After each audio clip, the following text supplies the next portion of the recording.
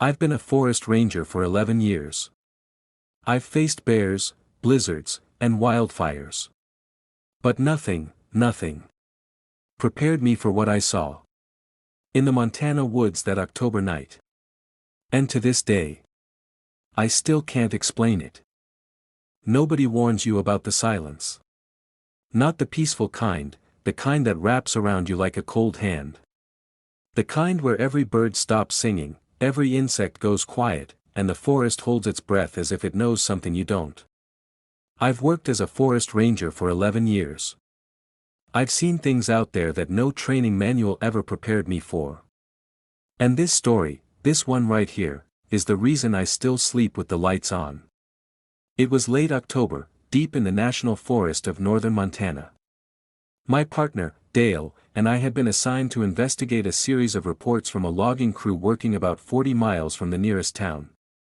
The crew had abandoned their site 3 days earlier, leaving behind expensive equipment, packed lunch boxes, and, strangest of all, their boots.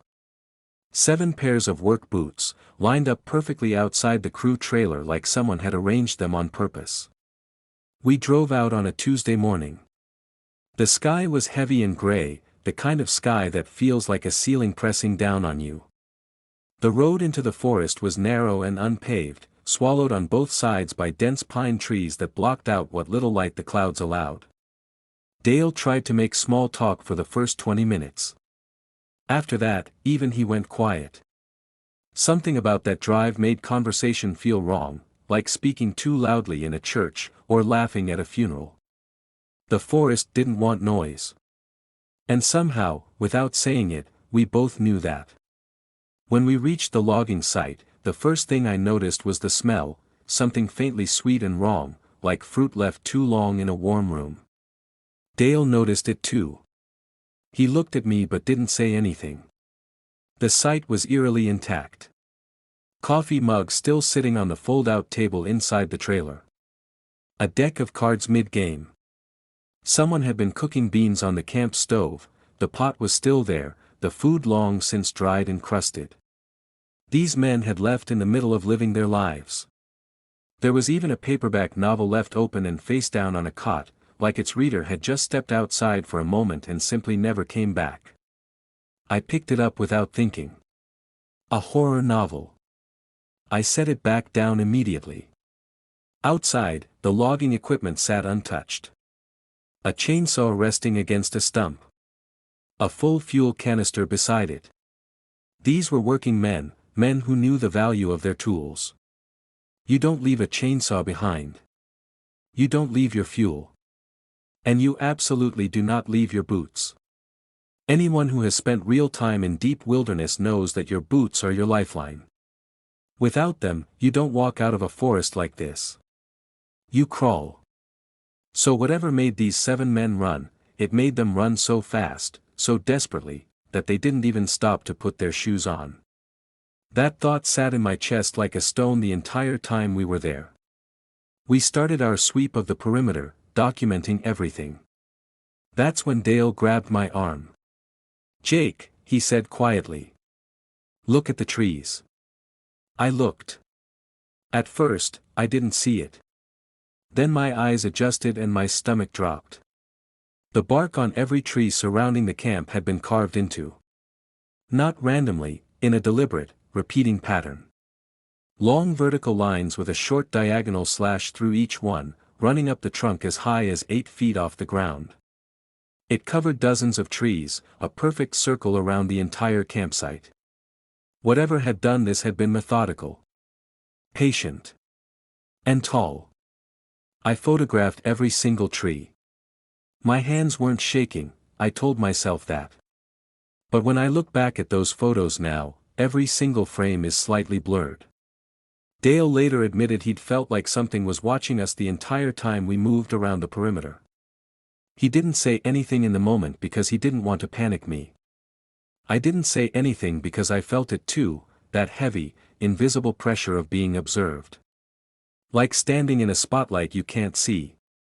We photographed everything and called it in. Dispatch told us to sit tight and wait for backup. So we did.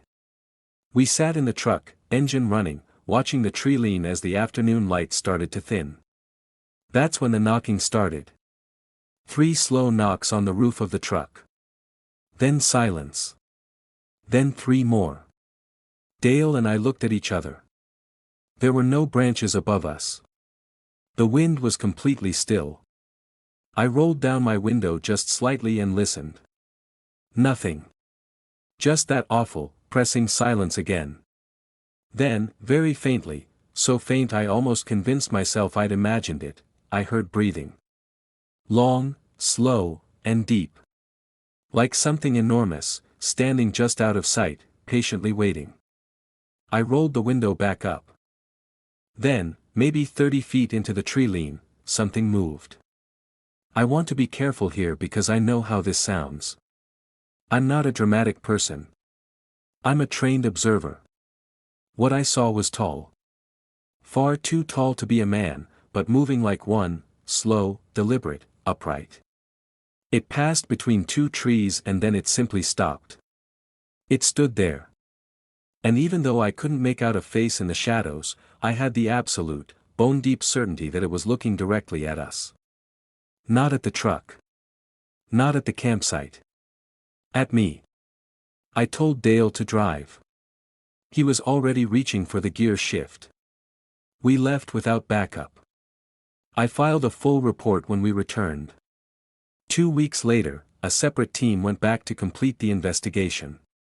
The boot line was gone. The carved trees were gone, not cut down, not sanded, just gone, as if the markings had never been there. The only thing they found new was a single set of enormous footprints pressed deep into the mud near the tree line, leading into the forest and stopping abruptly, as if whatever made them had simply stepped out of existence. The logging crew never gave a formal explanation. 3 of the 7 men quit their jobs entirely. One of them, a veteran logger with 23 years of experience, reportedly told his wife that they hadn't left because they were scared. They left because it had let them leave. I've spent 11 years in some of the most remote wilderness in North America. I know bear behavior, wolf patterns, mountain lion instincts. I know how every predator in these woods moves and thinks. Whatever was in those trees that October. It wasn't any of those things. And some nights, when the forest goes quiet in a way that feels too deliberate, I think about those 7 pairs of boots, lined up perfectly in a row, and I wonder if something out there was trying to tell us something.